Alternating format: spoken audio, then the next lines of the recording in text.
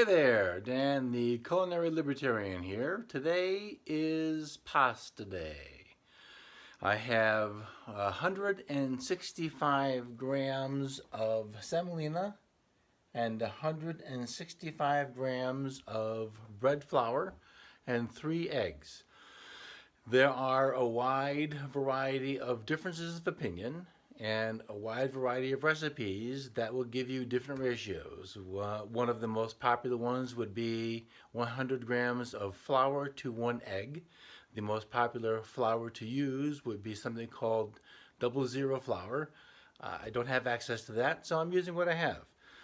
One of the most important things I think in from scratch cooking is to not get wound up in the details of the specifics of the words on the paper. Now, I'm not saying don't follow the directions, but I am saying if you don't have flour A, you have flour B, well, then let's find a way to make it work. I think it's more important to have some success in the attempt than to not do anything at all because you don't have the thing from the dark side of the moon on the third Wednesday of the fourth month of the ninth year. That's kind of silly. So, what we're going to do, eggs are already messed up. Into the well they go. Ah! All right, so make sure you have plenty of room in your well for your eggs. And I'm going to go ahead and start doing the mixy. Now, fingers or fork, again, these are things you will have passionate opinions about what you should or should not do, and I can't tell you they're wrong. I'm just pretty sure it's more important to do it at all than to be told you're doing it wrong and then not do it at all. Success is more important than always following the rules. Yeah, I just said that. Don't tell my kids.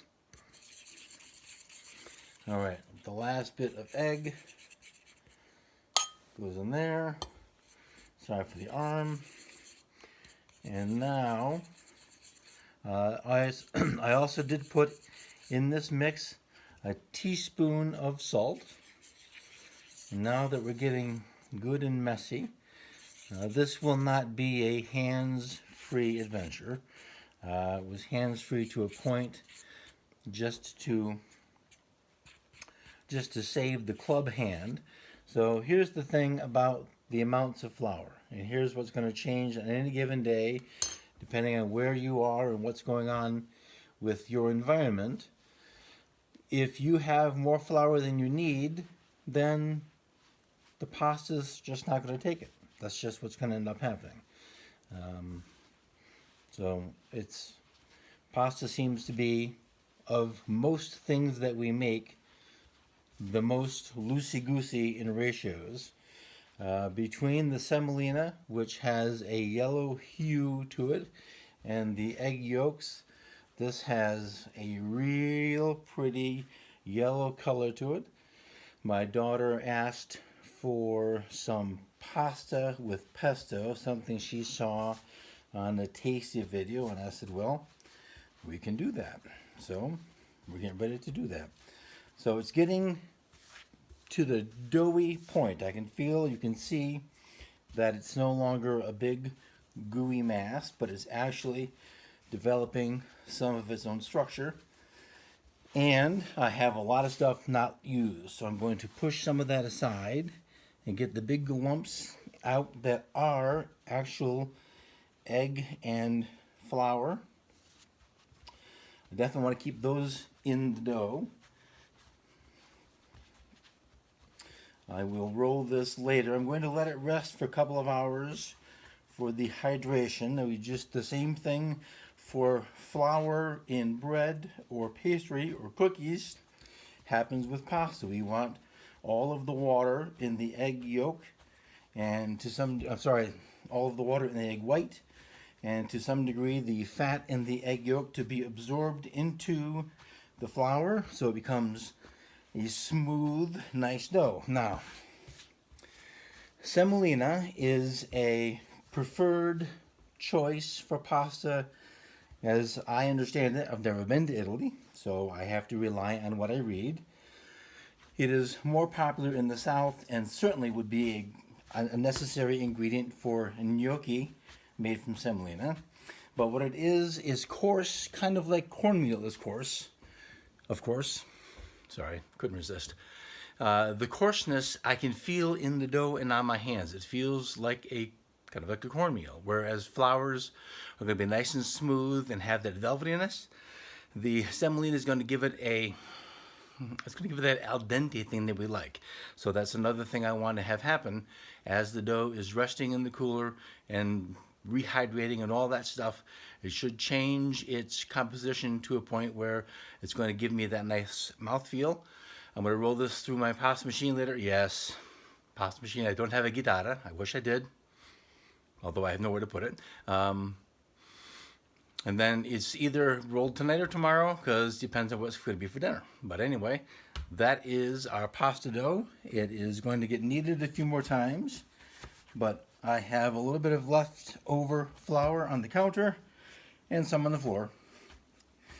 But that is nice and firm. You can see it bounces back.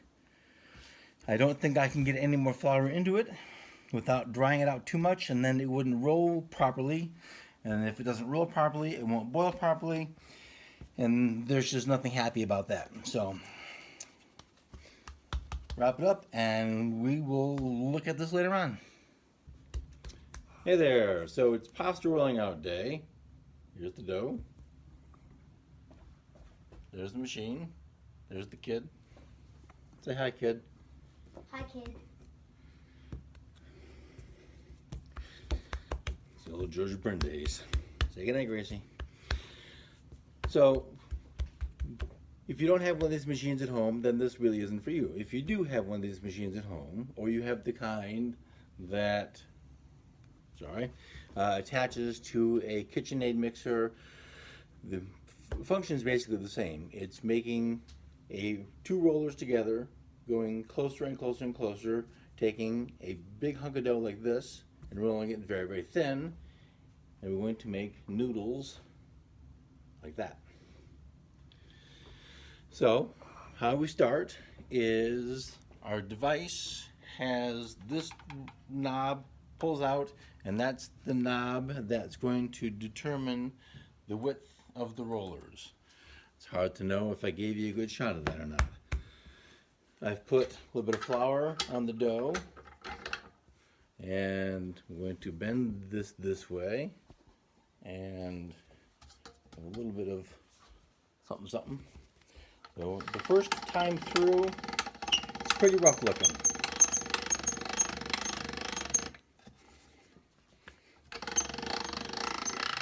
So on the first time through, I fold it up a little bit. So instead of one big piece, I'm going to fold it a few times. One of the things I wish to accomplish is a kneading process to smooth out the dough. I also wish to accomplish widening the piece of pasta to end up the full width of the rollers. So this is getting better. One more time, one fold that time. I put the folded side in, the edges at the top. And mostly that is to accommodate for air pockets or some discrepancy in my fold. If there's an air pocket here and I put the ends in first, the air pocket's going to make a pop in a hole in the pasta. If I do it the other way around, then the rollers can push the air pocket out. It might catch it. I really can't have no control over that part, but I run a better chance of having a pasta with no air bubble holes, and that's just an aesthetics thing for me. All right, so now down to number 2.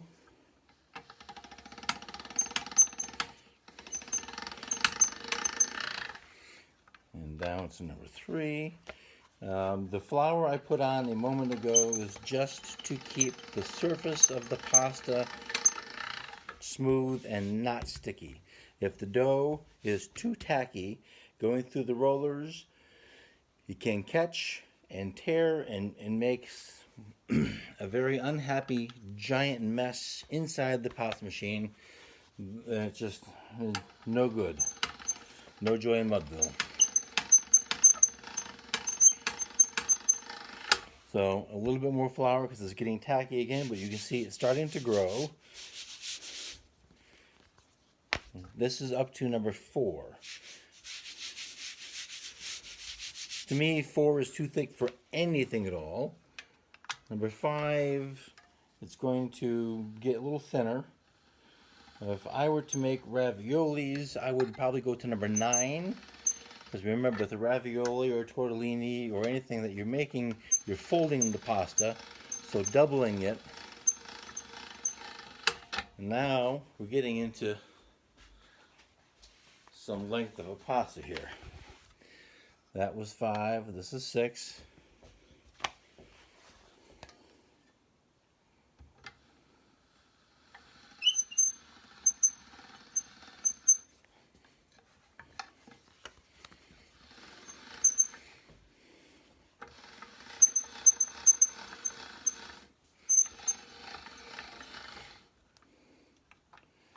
All right. Now we're looking at something that's turning into be a lot of fun. It's getting nice and wide. The width really only makes a difference because you can get more noodles per pass, and at home, if you have to do some more passes, that's not that big a deal. But that's the pasta. When you're in the restaurant business, everything is time, and time is important. So if you can make more pasta with fewer cuts, good to go. All right, this last one is number 8.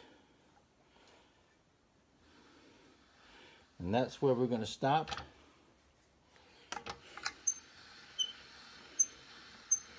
And it's nice and thin, so it's going to cook fairly quickly because it's fresh pasta, not the well-dried commercial stuff.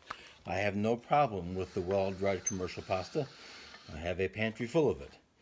But sometimes a really great long noodle that you make yourself. Now, from that previous thing, we've got a good 5 or 6 feet of pasta dough.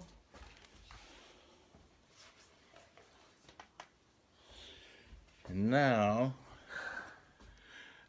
so big long thing of pasta dough. I'm going to use my pastry wheel, which is right in front of my face. You cut this into 3 sections so that this big piece is about that big and have really long fun noodles, so we look like the Lady and the Tramp eating big fettuccinis. And because kid number 1 asked for it, it's going to be with pesto sauce. Now, because it's wintertime, we bought the pesto. We didn't make our own, and we don't grow our own pine nuts, but we'll buy those when it comes time to make our own pesto. Yeah, we're going to make our own pesto. She just made googly eyes. So that's that. So happy pasta making, and we're going to go eat.